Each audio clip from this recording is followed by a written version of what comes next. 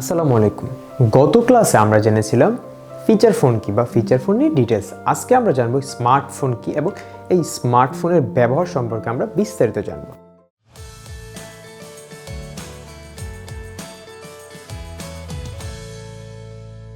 Smartphone কি? Smartphone হচ্ছে যে যন্ত্রে কথা বলার পাশাপাশি অন্য বিষয়ে ব্যবহৃত হয়ে আসছে, যার মাধ্যমে অনেকগুলা কাজ হচ্ছে আমরা স্মার্টলি করতে পারি।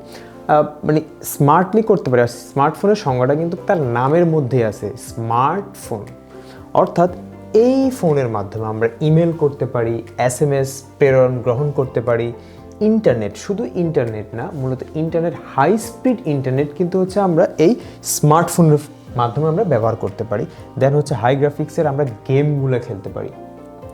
অর্থাৎ আগে একটা সময় যে বাটন ফোনগুলো ছিল এগুলোতে কিন্তু হচ্ছে আপনার 2D গেম খেলা যেত, বাট আপনি এখন একটা স্মার্টফোনে কিন্তু আপনি 3D গেমও কিন্তু আপনি খুব ইজিলি খেলতে পারবেন, এমনকি খুব হাই গ্রাফিক্সের হাই রেজলিউশনের গেমগুলো আপনি খেলতে পারবেন। ছবি বা ভিডিও তোলা, স্মার্টফোনের মাধ্যমে কিন্তু আপনি ছবি বা ভিডিও তুলতে পারবেন। একটা সময় ছিল যখন হচ্ছে আমরা স্টুডিওগুলোতে সিরিয়াল দিয়ে থাকতাম ছবি তোলার জন্য, ছবি তুলবো, বা আবার দেখা গেছে কি ছবির কোয়ালিটিও কিন্তু তখন এত একটা ভালো ছিল না, তারপর কিন্তু আমরা সিরিয়াল দিয়ে থাকতাম। বাট এখন আমাদের যে স্মার্টফোনগুলো আছে এগুলো কিন্তু একটা ডিজিটাল ক্যামেরার চেয়েও কিন্তু খুব ভালো ছবি তুলতে সক্ষম, এবং কথা বলা, কথা রেকর্ড করা, অর্থাৎ আমাদের কল রেকর্ডও কিন্তু হচ্ছে যে সিস্টেমটা, এটা কিন্তু ফিচার ফোনে কিন্তু কল রেকর্ডের সিস্টেমটা কিন্তু না, যেটা কিন্তু আমার কিসে আসে, স্মার্টফোন আসে। ট্রেনের টিকিট বুকিং করা, শুধু ট্রেনের টিকিট না, আপনি কিন্তু চাইলে এয়ারপ্লেন, বাস, তারপরে এখন যে অ্যাপসগুলো আছে, উবার বলেন, তারপরে হচ্ছে আপনার পাঠাও, এগুলোর মাধ্যমে কিন্তু হচ্ছে আমরা বাইক, CNG থেকে শুরু করে সব কিছু কিন্তু আমরা হচ্ছে টিকিট এবং হচ্ছে বুকিংয়ের জন্য কিন্তু আমরা এই মোবাইল ফোনের মাধ্যমে করতে পারি। দেন হচ্ছে টাকার আদান প্রদান বলতে কি, আসলে মোবাইল ব্যাংকিং যে অ্যাপগুলো আছে এগুলো ব্যবহার করে কিন্তু হচ্ছে আমরা টাকা আদান প্রদান করতে পারি। দেন হচ্ছে আপনার বিদ্যুৎ বিল, গ্যাস বিল, তারপর হচ্ছে আপনার গভর্নমেন্ট ফি থেকে শুরু করে সব, পানির বিল, সব কিছু কিন্তু হচ্ছে আমরা এই স্মার্টফোনের মাধ্যমে কিন্তু দিতে পারি। অর্থাৎ এক কথাই বলতে পারেন যে স্মার্টফোনটা কিন্তু আমাদের ডেইলি লাইফকে খুবই ইজি করে দিয়েছে।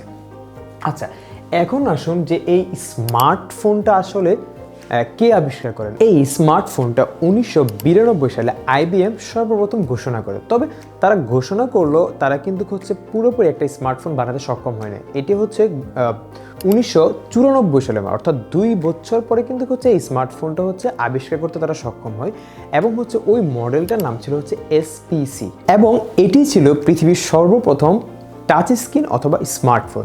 তবে ওই স্মার্টফোনটা অর্থাৎ SPC স্মার্টফোনে কিন্তু হচ্ছে এই তো সুবিধাগুলো কিন্তু তখন ছিল না। সেখানে শুধুমাত্র হচ্ছে মেইল এবং ফ্যাক্স, এই দুইটা জিনিসই করা যেত।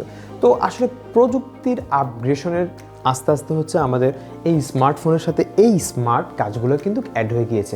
এখনকার যে স্মার্টফোনগুলো আপনি দেখবেন যে প্রতিনিয়ত কিন্তু যে মডেলগুলো বের হচ্ছে তার সাথে আপগ্রেড অনেকগুলো কিন্তু অ্যাড হচ্ছে। তো SPC যে মডেলটা ছিল সেখানে কিন্তু হচ্ছে শুধুমাত্র ইমেল এবং ফ্যাক্সই করা যেত, সেখানে কিন্তু হচ্ছে আপনার এই কাজগুলো করা যেত না। তো এইখান থেকে আসলে একটা জিনিস শেখার আছে যে দিন যত যাচ্ছে প্রযুক্তি হচ্ছে তত উন্নত হচ্ছে, এবং আপনি যদি খেয়াল করেন এখনকার যে নতুন নতুন মডেলগুলো বের হচ্ছে সেখানে কিন্তু হচ্ছে নতুন নতুন ফিচার কিন্তু ঠিকই অ্যাড হচ্ছে।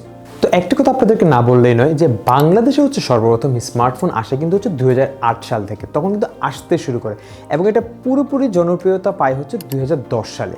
2010 সালে কিন্তু হচ্ছে বাংলাদেশে হচ্ছে এই স্মার্টফোনের মোটামুটি একটা ভালো একটা জনপ্রিয়তা পায়। তারপর আস্তে আস্তে ডে বাই ডে হচ্ছে আপগ্রেড হতে থাকে, সবার হাতে হাতে কিন্তু এই স্মার্টফোনটা হচ্ছে পৌঁছে যায়।